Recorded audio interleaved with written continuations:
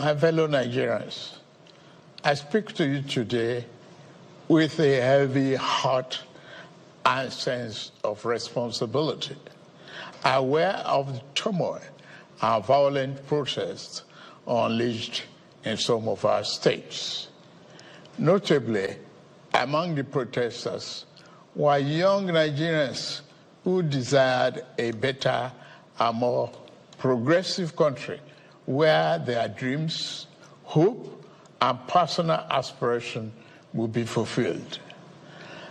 I am especially pained by the loss of lives in Borno, Jigawa, Kano, Kaduna, and other states, the destruction of facilities in some states, and the wanton looting of supermarkets and shops, contrary to the promise of protest organizers that the protest will be peaceful across the country.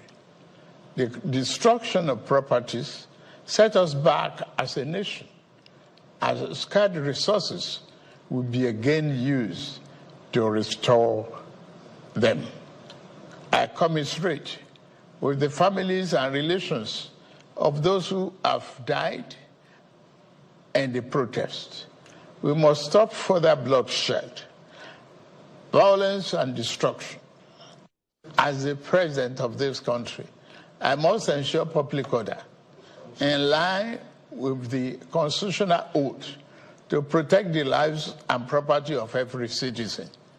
Our government will not stand idly by and allow a few with a clear political agenda to tear this nation apart.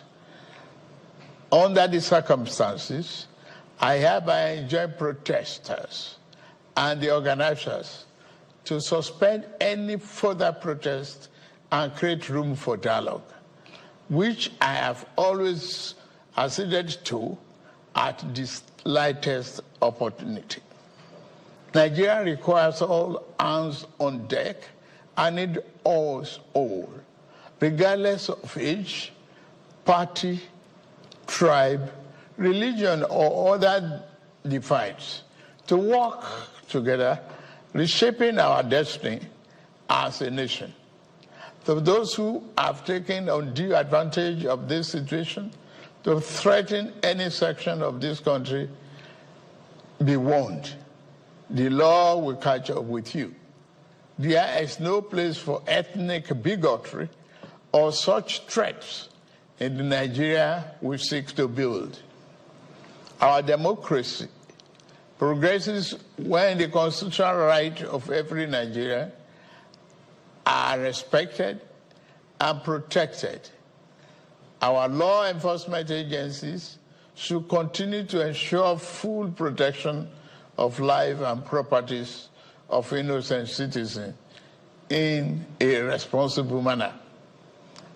My vision for our country is one of a just and prosperous nation where each person may enjoy the peace, freedom, and meaningful livelihood that only democratic good governance can provide. One that is open, transparent, and accountable to the Nigerian people.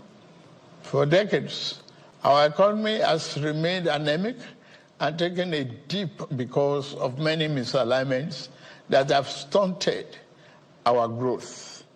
Just over a year ago, our dear country, Nigeria, reached a point where we couldn't afford to continue the use of temporary solutions to solve long-term problems for the sake of now and our unborn generations. I therefore took the painful yet necessary decision to remove fuel subsidy and abolish multiple foreign exchange system, which had constituted a noose around the economic jugular of our nation and impede our economic development and progress. These actions block the greedy and the profit that smugglers and rent seekers made.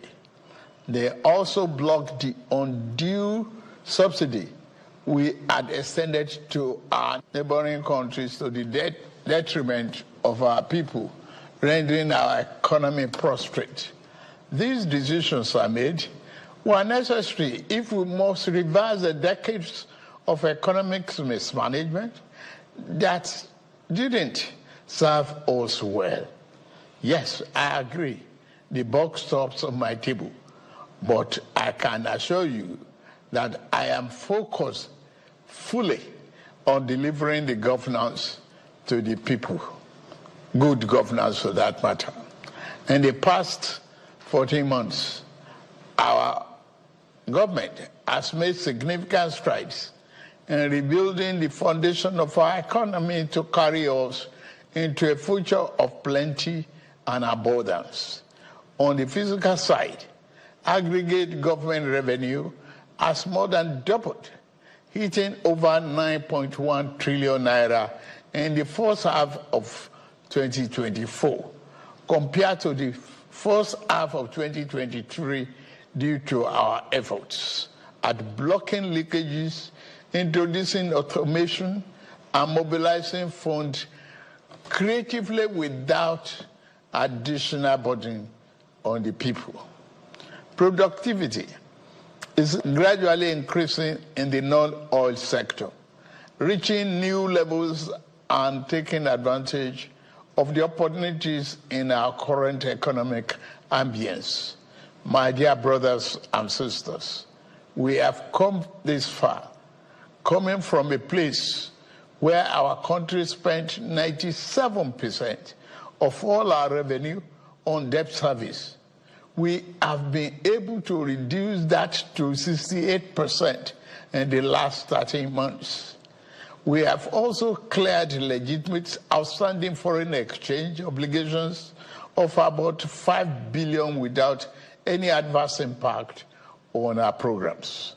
This has given us more financial freedom and room to spend more money on you, our citizens, to fund essential social services like education and healthcare.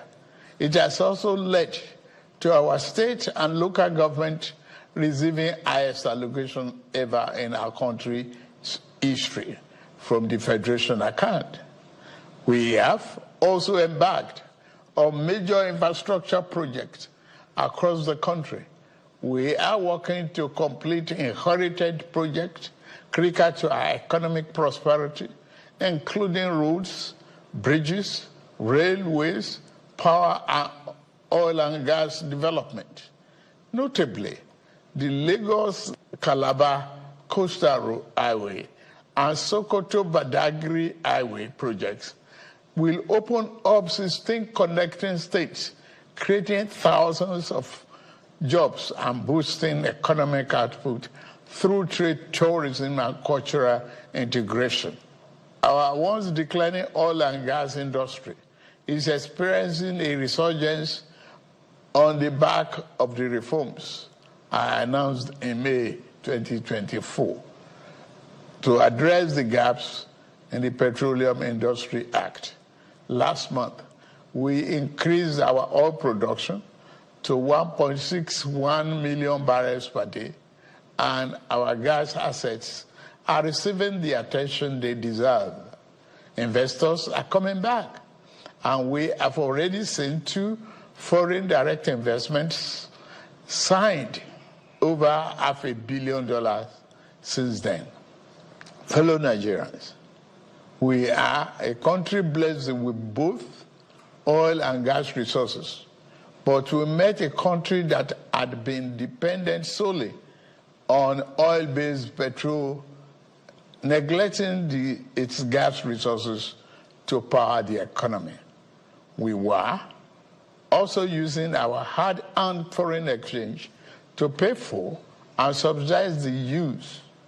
To address this, we immediately launched our compressed natural gas initiative, CNG, to power our transportation economy and bring us down. This will save over 2 trillion naira a month being used to import PMS and AGO and free up our resources for more investment in healthcare and education. To this end, we'll be distributing 1 million kits of extremely low or no cost to commercial vehicles that transport people and goods and who currently consume 80% of imported PMS and AGO. We have started the distribution of conversion kits and setting up of conversion centers across the country in conjunction with the private sector. We believe that this CNG initiative will reduce transportation costs by approximately 60% and help to curb inflation. Our administration has shown its commitment to the youth by setting up the student loan scheme. To date, 45.6 billion has already been processed for payment to students and their respective institutions. I encourage more of our vibrant youth population to take advantage of this opportunity. We established the Consumer Credit Corporation with over 200 billion to help Nigeria to acquire essential products without the need for immediate cash payment, making life easier for millions of households. This will consequently reduce corruption and eliminate cash and opaque transactions. This week, I ordered the release of an additional 50 billion naira, each for NEL Fund, the student loan, and Credit Corporation for the proceeds of crime recovered by the EFCC. Additionally, we have secured $620 million under the Digital and Creative Enterprises, IDIs, a program to empower our young people, creating millions of IT and technical jobs that will make them globally competitive. This program, including the 3 million technical talent scheme, unfortunately, one of digital centers was vandalized during the protests in Kano. What a shame. In addition, we have introduced the Skill Up Artisans Program, SUPER, the Nigerian Youth Academy, NIA, and the National Youth Talent Export Program, NATEP.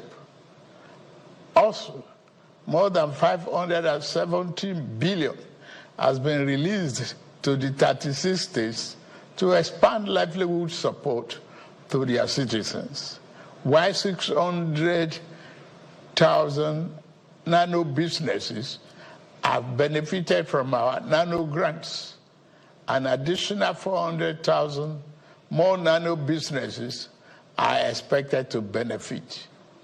Furthermore, 75,000 beneficiaries have processed to receive our 1 million micro and small business single-digit interest loans starting this month.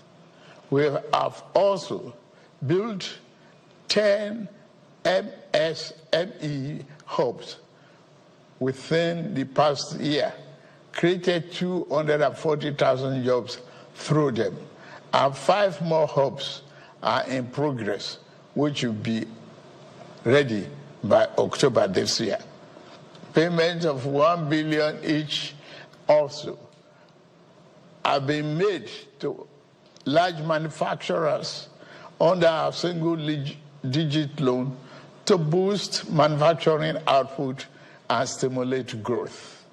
I signed the national minimum wage into law last week, and the lowest earning worker will now earn at least 70,000 naira a month.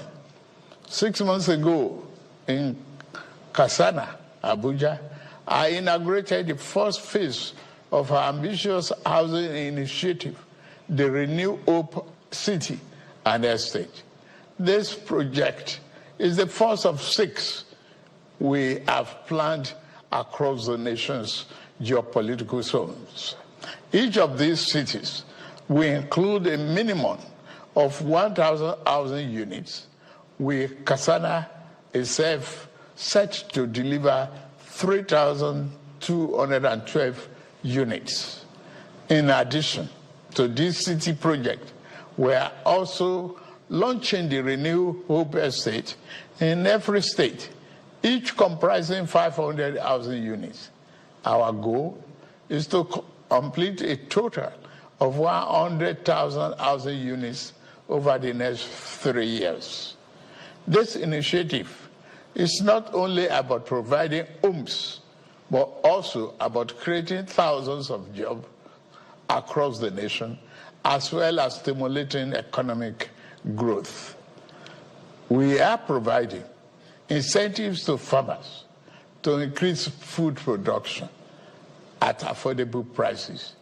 I have directed that tariffs and other import duties should be removed on rice, wheat, maize, sorghum, and drugs, and other pharmaceutical medical supplies for the next 6 months, in the first instance, to help drive down the prices. I have been meeting with our governors and key ministers to accelerate food production. We've distributed fertilizers. Our target is to cultivate more than 10 million hectares of land to grow what we eat. The federal government will provide all necessary incentives for this initiative, whilst the state provide the land, which will put millions of our people to work and further increase food production. In the past few months, we have also ordered mechanized farming equipment, such as tractors and planters, worth billions of naira from the United States, Belarus, and Brazil. I can confirm to you that the equipment is on the way. My dear Nigerians, especially our youths, I have heard you loud and clear. I understand the pain and the frustration that drive this protest, and I want to assure you that our government is committed to listening and addressing the concerns of our citizens. But we must not let violence and destruction tear our nation apart. We must work together to build a brighter future where every Nigerian can live with dignity and prosperity. The task before us is a collective one, and I am leading the charge as your president. A lot of work has gone into stabilizing our economy, and I must stay focused on ensuring that the benefits reach every single Nigerian as we promised. My administration is working very hard to improve and expand our national infrastructure and create more opportunities for our young people. Let nobody misinform and miseducate you about your country or tell you that your government does not care about you. Although there have been many dashed hopes in the past, we are in a new era of renewed hope. We are working hard, and the result will soon be visible and concrete for everyone to see, feel, and enjoy. Let us work together to build a brighter future for ourselves and for generations to come. Let's choose hope over fear, unity over division, and progress over stagnation. The economy is recovering. Please, don't shut out this oxygen. Now that we have been enjoying democratic governance for 25 years, do not let the extremists of enemies of democracy use you to promote an unconstitutional agenda that will set us back on our democratic journey. Forward ever, backward never. In conclusion, security operatives should continue to maintain peace, law, and order in our country, following the necessary Convention on Human Rights, to which Nigeria is a signatory. The safety and security of all Nigerians are paramount. Thank God and thank you for your attention. And may God continue to bless our great nation. Thank you very much.